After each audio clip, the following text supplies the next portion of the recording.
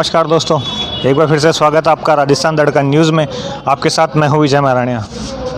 आज हमारे बीच मौजूद है एडवोकेट शंभू यादव जी। ब्यावर में चल रहे बहुचर्चित गरमाए हुए माहौल, एक ऐसा वाक्यांश या यूँ कहे कि एक ऐसा हादसा जो शायद सुनने में बड़ा असमंजस की स्थिति पड़ जाती है। मामला क्या है आखिर? कुछ लोग इसे हनी ट्रैप का मामला बता रहे हैं, कुछ इसे अपहरण का मामला बता रहे हैं। ये अभी तक किसी प्रकार का खुलासा नहीं हो पाया। आखिरकार व्यापारी को लेके क्या है पूरा मामला और क्या है नर्सिंग छात्रा का मामला, हम जानना चाहेंगे। हमारे बीच मौजूद है एडवोकेट शंभू यादव जी। सर नमस्कार। सर नमस्कार, बहुत बहुत स्वागत आपका राजस्थान दड़कन न्यूज़ में। Thank you sir. सर अभी हाल ही में एक मामला चल रहा, बहुचर्चित चल रहा है, अखबारों की सुर्खियाँ बन रखी है। कुछ इसे हनी ट्रैप का मामला बता रहे हैं, कुछ इसे कुछ और ही मामला बता रहा है। आखिर क्या है पूरा मामला और क्या है इस संज्ञान को लेके, क्या है आपकी पूरी रूपरेखा सर? देखिए, जो ये हनी ट्रैप का मामला बनाया गया है वो धन बल का जोर चला और उस हिसाब से एक नर्सिंग की सेकेंड ईयर की छात्रा जो कि बहुत गरीब परिवार से आती है और वो अपनी यहाँ पर ब्यावर में रहकर अपनी पढ़ाई का कार्य कर रही है, उसको एक सुनील सिंगल नाम के व्यक्ति द्वारा नौकरी का लालच दिया जाता है। नौकरी का लालच देके और उससे उसके साथ में मिलकर और अपनी हवस को पूरा करने की नीयत से और षड्यंत्र रचकर उसको अपने जाल में फंसाता है, प्रेम जाल में, और उसको नौकरी देने का बोलकर और उसकी अस्मत के साथ खिलवाड़ किया गया है। और उसकी अस्मत का खिलवाड़ करने के बाद और उसी के ऊपर हनी ट्रैप का एक झूठा मुकदमा दर्ज कराया। हमने उसी चीज़ को लेकर हमने भी मुकदमा दर्ज कराया है और ये प्रकरण चल रहा है अभी। सर काफ़ी देखने में आ रहा है, अखबारों की सुर्खियों में बना है। सर आखिर पूरा मामला क्या है, स्टार्टिंग से समझाइए सर।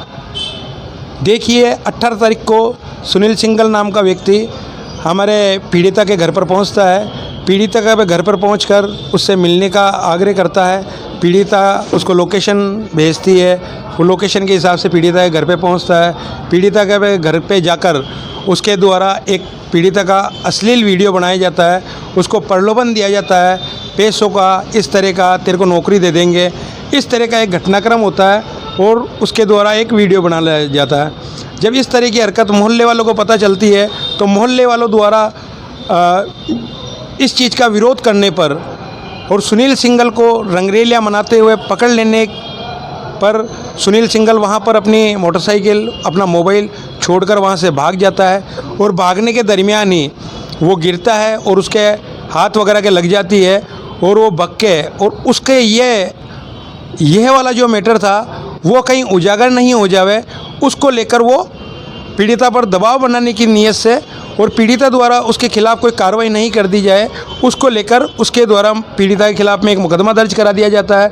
और हमारे द्वारा पीड़िता के साथ जब ये घटनाक्रम होता है तो हम साकेत नगर थाने जाते हैं। साकेत नगर थाने के अंदर जाकर हमारे द्वारा परिवाद पेश किया जाता है, लेकिन हमारे परिवाद पर पुलिस द्वारा कोई कार्रवाई नहीं की जाती है और उल्टा परिवादिया पर ही राजीनामा का दबाव बनाया जाता है, उसे डराया जाता है, उसे धमकाया जाता है।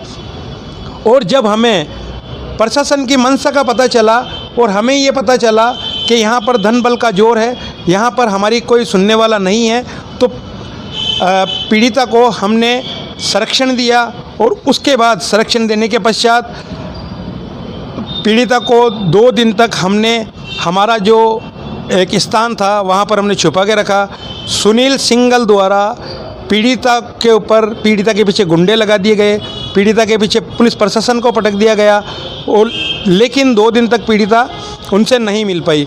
पीड़िता ने जब अपनी पूरी आपबीती मुझे बताई, मैंने फिर कोर्ट का एक प्रोसेस है, प्रोसेस के तहत 2 दिन 3 दिन कोर्ट के अंदर प्रोसीडिंग में लगते हैं। उसी प्रोसेस के तहत मैंने पीड़िता की फ़ाइल तैयार करी। फ़ाइल तैयार करके और हमने 20 तारीख को एसपी को भी इस घटना से अवगत करा दिया। हमारी रिपोर्ट नहीं लिखी जी, इस बात का भी हमने दिया और 21 तारीख को हम माननीय SCM 2 साहब के सामने इस मामले को लेकर पेश हुए और हमने जो हमारे पास वो थी जिसमें सुनील सिंगल ने जो FIR कराई थी उसमें उसके द्वारा ये कहा गया कि उससे मैंने पैसे मांगे। तो मैं आपको ये बताना चाहता हूँ कि हमने कहीं व्हाट्सअप चैटिंगें हुई है हमारे पास। व्हाट्सअप चैटिंग किसकी है? ये व्हाट्सअप चैटिंग है सुनील सिंगल की है। जिसमें हमारे द्वारा ना तो किसी पैसे की डिमांड की गई है, उसके द्वारा ज़रूर हमें नौकरी का प्रलोभन दिया गया, उसके द्वारा ही हमें गिफ्ट का प्रलोभन दिया गया, उसके द्वारा ही हमें बार बार पैसों के लिए कहा गया तुम्हारे को पैसे चाहिए तो बोल दो। और हमारे पास हम आपको ये सारे एविडेंस दे सकते हैं जिसमें ये है कि भाई हमारे द्वारा कहीं भी ना तो किसी पैसे की डिमांड की गई, ना ही हमने उनको किसी जाल में फंसाया। दूसरी चीज़ है, उनके द्वारा ये बताया जा रहा है कि मोबाइल के लिए मैं ये बता दूं कि आप ये मेरे पास मोबाइल की पूरी डिटेल है जिसमें कितनी बार उनके इनकमिंग कॉल है, कितनी बार उनके व्हाट्सअप इनकमिंग कॉल है, कितनी बार उन्होंने वीडियो कॉल किया, कितनी बार उन्होंने व्हाट्सअप कॉल किया। इससे ये है कि भाई ये हनी ट्रैप का जो मुकदमा केवल धन बल पे इन्होंने दर्ज कराया। और मैं आपको ये विश्वास के साथ कह सकता हूँ, अगर 18 तारीख को अगर हमारे द्वारा पीड़िता को अगर संरक्षण नहीं दिया जाता तो राजस्थान के अंदर एक भंवरी कांड हुआ था, उसी तरह का एक भंवरी कांड जैसा ही एक कांड होता नर्सिंग की छात्रा की इन धन बल के और अस्मत के जिन्होंने अस्मत लूटी पीड़िता की, उनके द्वारा इसकी या तो हत्या करा दी जाती या इसको यहाँ से गायब कर दिया जाता। और इनका जो मुकदमा इन्होंने हनी ट्रैप का दर्ज कराया, कहीं ना कहीं ये सत्य साबित हो जाता।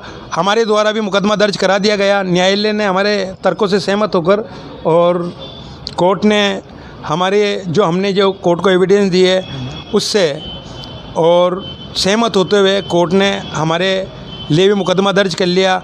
अब आप देखिए कि किस तरीके से प्रशासन मिला हुआ था कि जब 21 तारीख को पीड़िता को हम छुपते छुपाते कोर्ट के अंदर लेके आते हैं और कोर्ट में लाने के पश्चात हम जैसे ही एसीजेएम साहब के सामने पेश करते हैं और जो सीडी वगैरह थी वो हमने कोर्ट में दिखाई करी, तो हम सीडी बनाने के लिए आते हैं क्योंकि महिला से रिलेटेड मैटर था, तो महिला को ही हमने सीडी बनाने के लिए जैसे हम कोर्ट से बाहर भेजते हैं वैसे ही पुलिस आती है और महिला को ज़बरदस्ती डालकर गिरफ्तार कर यहाँ से ले जाती है।